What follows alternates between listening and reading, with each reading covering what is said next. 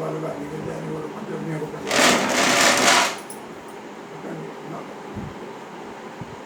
Video चालू हो गया।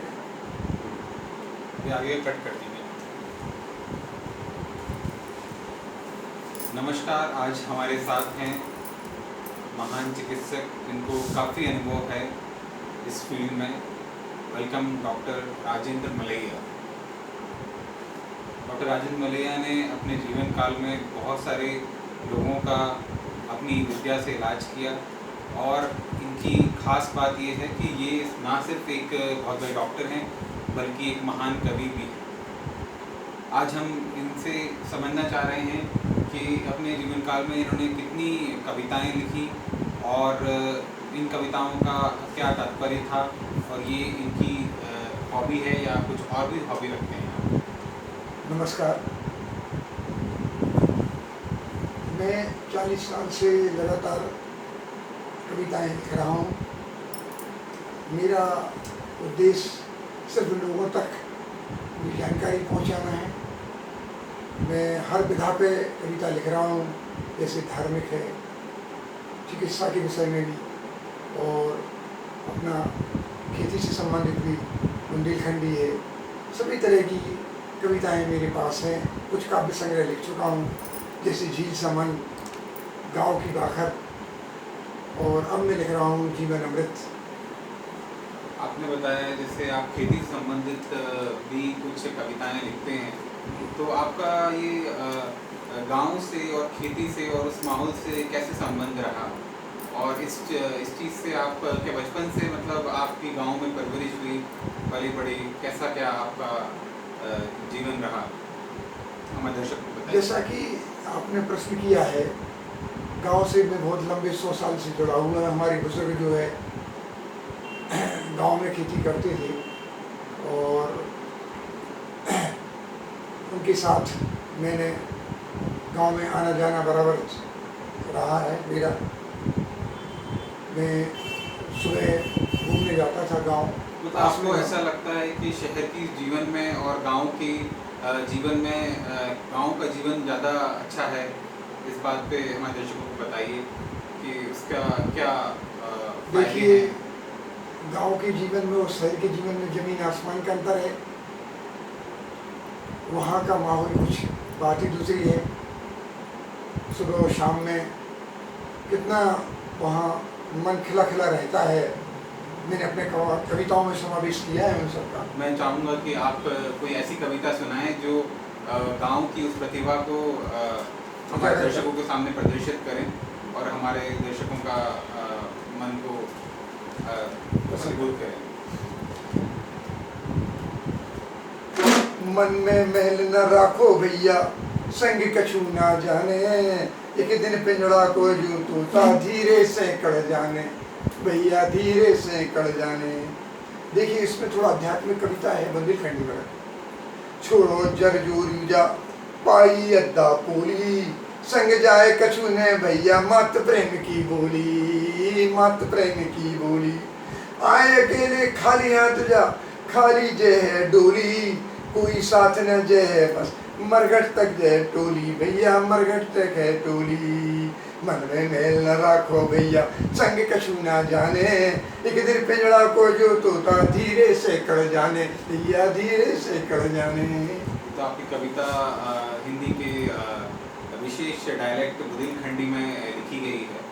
और तो आप हिंदी कविताएं लिखते हैं कि बुंदेलखंडी कविताएं लिखते हैं? मैं सभी विधा पे कविताएं लिखता हूँ, बुंदेलखंडी में भी लिखता हूँ, और अपने शाकाहार वगैरह धार्मिक कविताएं भी लिखी जाती हैं। आध्यात्मिक कविता भी। आप शाकाहारी हैं और शाकाहार को बढ़ावा देते हैं? जी हाँ। और आपने कितनी कविताएं अब तक लिखी हैं अपने जीवन काल में? मेरे जीवन में करीबन कविताएं मैं समझता हूँ 300 कविताएं मैंने लिख ली हैं, और ये तीसरी किताब जो मैं लिख रहा हूँ जीवन अमृत, इसमें चिकित्सा से संबंधित और धार्मिकता से संबंधित सभी का समावेश किया गया है। मतलब आपने अपनी चिकित्सा के ज्ञान को और कवि ज्ञानों को दोनों को मिश्रित करके लोगों को ये कविताएं लिखी हैं लोगों के लिए। मुझे वहाँ जन जन तक पहुँचाना है ये सब कुछ। अपनी आप कुछ ऐसी कविता हमारे दर्शकों को सुनाएंगे जो कि चिकित्सा से संबंधित है और जो कि उनके लिए लाभकारी भी रहे एक दृष्टि से।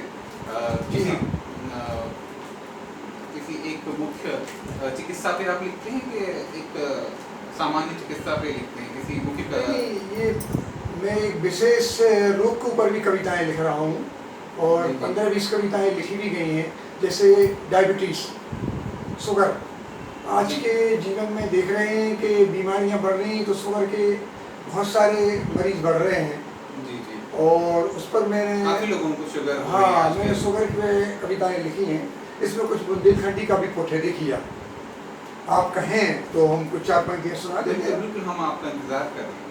शुगर बड़ी चिंता सहित और झिंझनी आवे साथ, घूमन लगो छोड़ो भैया आलू चावल भात।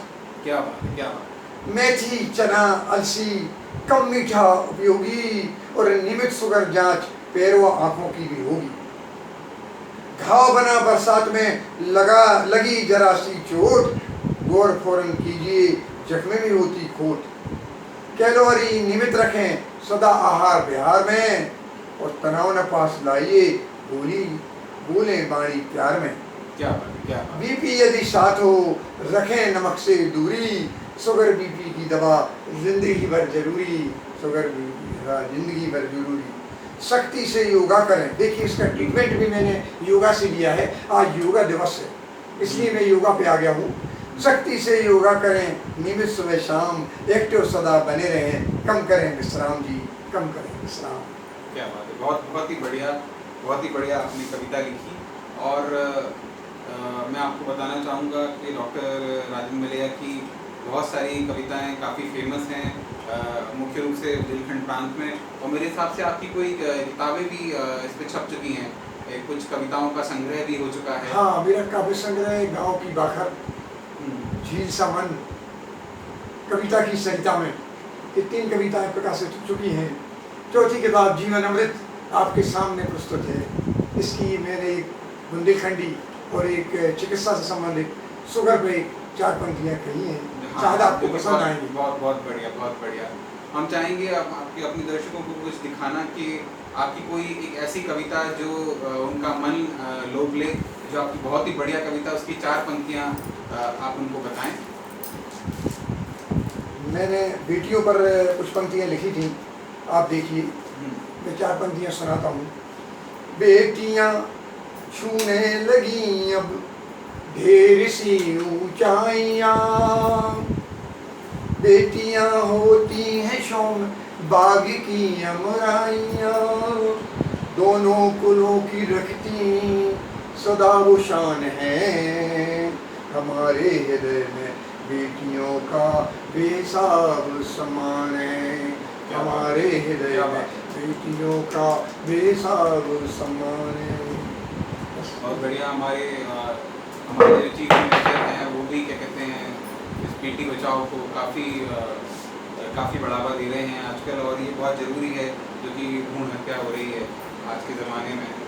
और बहुत अच्छा लगा आपसे मिलके, और आशा करता हूँ आपकी कविताएं और आगे बढ़ें, और आप और भी कविताएं लिखें जिस प्रकार से आप रोग पे एक विशेष रोग पे कविताएं लिख रहे हैं। आगे भी आपने कितनी कविताएं अभी तक विशेष रोग पे लिख चुके हैं आप ऐसी? मेरे ख्याल से मेरे को करीबन 200 कविताएं तो मैं लिख चुका हूँ इस पर।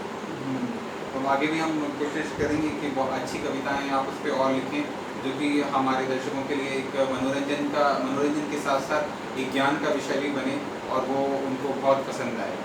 इसके बाद जो चिकित्सा से संबंधित स्वास्थ्य क्षणिकाएं करके नया काव्य संग्रह आपके हाथों में भविष्य में आने वाला है। आप देखें उसके लिए और सुने, आपका मन प्रसन्न हो जाएगा। देखिए। नमस्कार। नमस्कार।